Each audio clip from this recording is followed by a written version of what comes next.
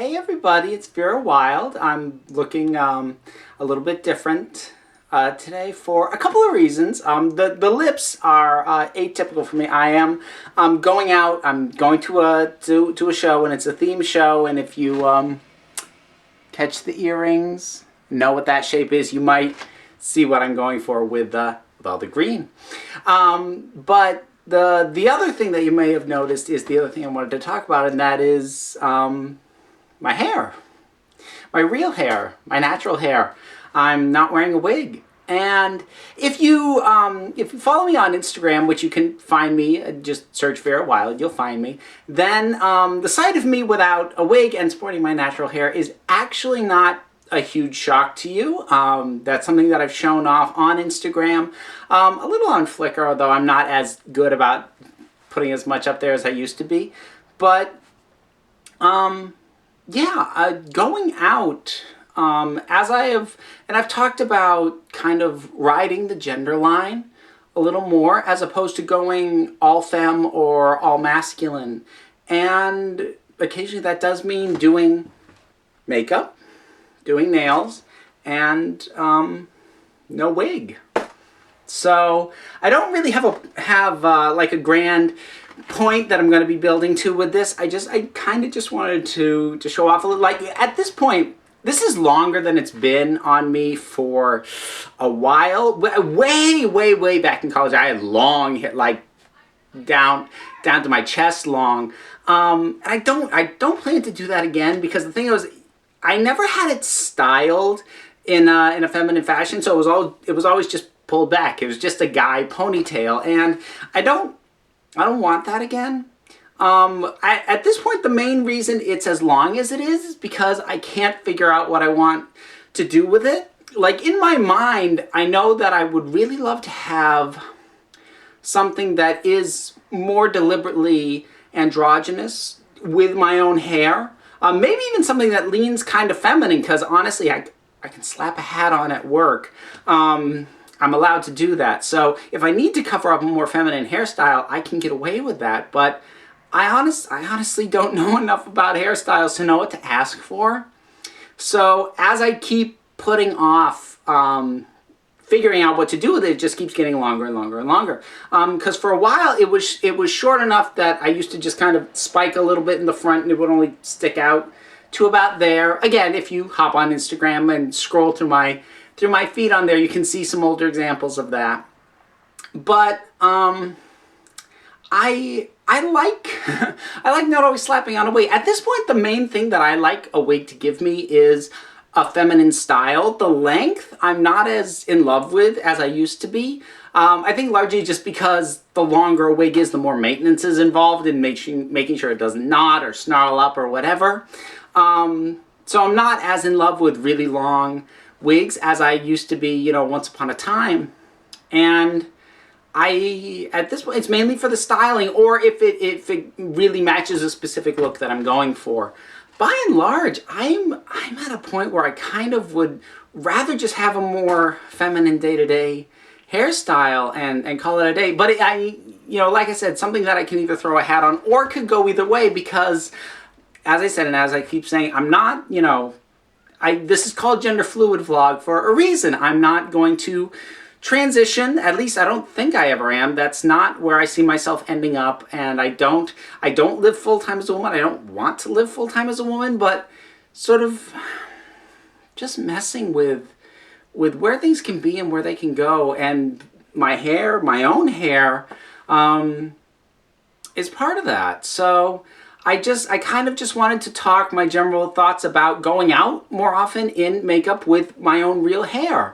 I suppose maybe one of the other reasons that I was more okay to do that on, say, Instagram, as opposed to here on YouTube, is that I think showing my real hair makes it probably more likely that I'll get spotted or identified. And not that that's something I dread. I don't put a ton of sort of security or barriers in place to make sure people can't find out. But, you know, to be blunt about it, on Instagram I have less than 10% of the followers that I have on YouTube. So, you know, showing off my own hair on Instagram, you know, never really felt like much of a risk. Doing it on YouTube, where I've recently passed 8,000 subscribers, which, thank you guys so much for that. That is amazing. You know, it's just statistically, it's more likely that someone will stumble across this video and see it, or maybe even just see the thumbnail and go, hey, I think I know them. And I think, I don't know if fear is the right word, but more sort of not wanting to have to deal with that might have been part of what put me off, you know, just showing my own hair. But I'm reaching a point where I'm not going to say I don't care as much, but where being who I am inherently feels like more of a statement than it used to be. And I don't want to get into politics or anything like that, but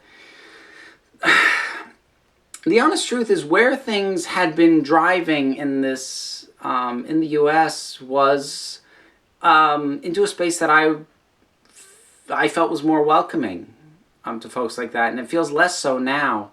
On a national level, local level hasn't really changed for me, but I think part of the result of that is if I'm going to go out as me, then that inherently has become a statement. Whereas it didn't feel like it had to be before, but now with the environment, it feels more like, if I'm going to do this, I have to be prepared to, you know, really stand by it. And I am prepared to do that. And then I think sort of accepting that this isn't something that I can just do completely casually anymore.